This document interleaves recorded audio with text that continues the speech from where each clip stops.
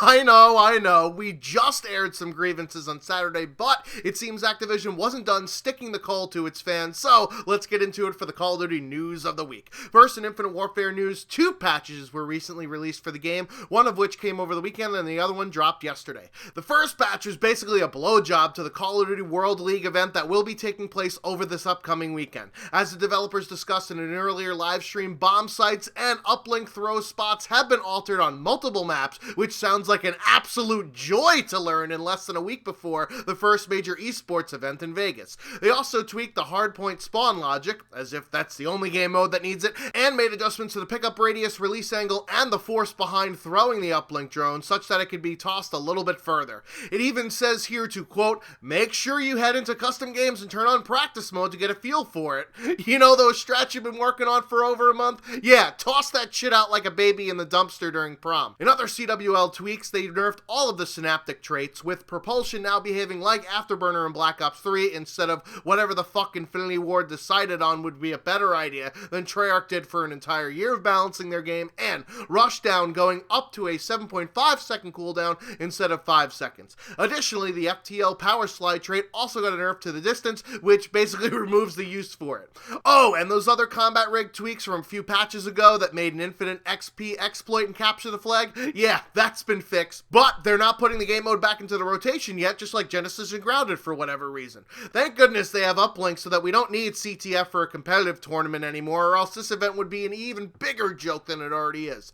Oh, and you know what else is really good to do before an event? Weapon balancing. So of course Infinity Ward did it. The assault rifles, except for the Vulcan R3K, had their hipfire spread increased. Additional assault rifle nerfs are handed to the OSA in form of a recoil increase, the K-bar in both a follow-up shot recoil increase and a range reduction. Buffs were given to the R3K to increase the 3-shot kill or 1 burst range because it was jealous of the M16A4 from Modern Warfare Remastered, and the Volk's recoil was reduced and 3-shot kill range increased despite this weapon getting a nerf in the last patch. Glad no sudden decisions on weapon balancing are being made or anything.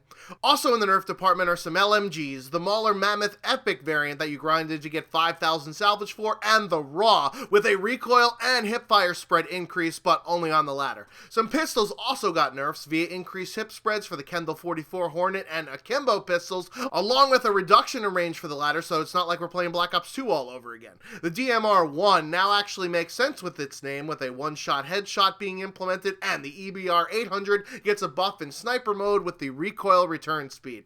All was well until the latest patch today, which is only minor bug fixes aside from map exploit fixes and more adjustments for another CWL mode, Hardpoint, which will fuck with teams' rotations. Apparently the UAV score has been increased from 400 to 500, thus rendering Ghost not a must-use perk, but it's not in the patch notes, so I cannot confirm. Despite there being a patch devoid of any meaningful improvements, this update completely broke users on 2 of the 3 platforms. The Xbox One's version of the patch notes might as well be Polana, because that's the error code that pops up anytime you try and play the fucking game, and for the PC version, the only 2 maps that will actually load in any game mode are Terminal and Frontier. I guess that's one way to not have your game use anti-cheat, is to have nobody playing it. But that's not all. Show them what they've won, Rod. Private matches that use the COD World League rule set are now completely broken with the latest update. You know, the entire reason why most of the work in the previous patch was done. You can't even start a match with the CWL rules enabled unless the host is a CODcaster, which means nobody can scrim unless they have a voyeur for a friend. Also, you can't lock out private matches, so anyone in your friends or following list can just session join and ruin your GB match. Way to go, guys! In addition, the update also appears to have made the uplink portal smaller, which contradicts the updates to the drone throwing in the first patch. I got a lot of flack for that Infinity Ward is killing Infinite Warfare video about their incompetence, but they prove it time and time again with shit like this. Since I haven't actually been able to play the game after the patch, apparently there are reports of icons popping up on the screen. Could they be potentially gathering intel on connections in the game like Battlefield 4 did? At least they're finally looking at the problem after getting out the industrial strength raid cans for all the little bugs that could have been avoided with an earlier and longer beta period. In other Infinite Warfare news, a new tactical mode is coming this weekend, which is a boots on the ground mode, however wall running is still enabled. We'll do this song and dance where people say Call of Duty is the same and they want change, but then when something gets changed, they want to revert it back to what it was. People don't know what they fucking want. Speaking of which, if you want to try Infinite Warfare, there will be a free trial from December 15th through the 20th, of which you could sample all 3 game modes on the PS4 and Xbox One. Sorry, PC, they just don't give a shit, it seems. Modern Warfare Remastered also received an update to give the 6 remaining maps plus Winter Crash for free, but the community got much more that they didn't want and certainly didn't ask for. Supply drops and COD points are now in Modern Warfare Remastered to the surprise of almost no one, since Activision is spelt with a $sign. The items in the supply drops include cosmetic-only melee items like a beer bottle, sword, ice pick, hammer, shovel, and bayonet, which everyone is flipping their shit about. I understand that they don't want people on their teams running around like a guy who shit their pants trying out these new melee weapons, going 5 and fucking 30 because this is a game where people shoot guns, but it's like everybody's Chicken Little all of a sudden. Quoting the First They Came poem, this follows a similar path of Black Ops 3's supply drop fiasco, where they did cosmetic-only melee items, and then soon it turned into other weapons, which, as you guys know from a previous episode of the Call of Duty news, they already have other weapons which weren't in the original Call of Duty 4 in the game files, so don't be surprised when the other shoe drops. Other items in the supply drops include weapon kits, which are basically reskins of the current weapons that go beyond your basic camo, and parts, which can be used to craft any of the items in the drops, basically salvage. The rest of the items are the shit that you'd expect, like camos, reticles, uniforms, emblems, calling cards, and various other beepity bops to play dress up with.